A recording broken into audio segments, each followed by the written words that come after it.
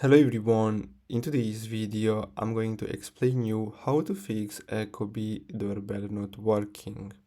So basically the first step is to ensure the smart doorbell camera wired is connecting to Wi-Fi.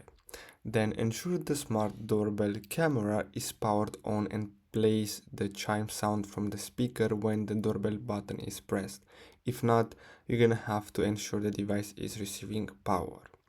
Third, ensure whole home chime is configured properly by navigating to settings, then chime and whole home chime. Ensure all home chime compatible devices are on the same network.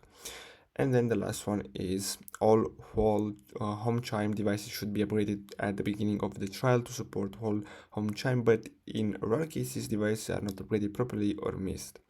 So if you get this error, you're gonna have to contact customer support for assistance. So I hope you found this video helpful. Thanks for watching.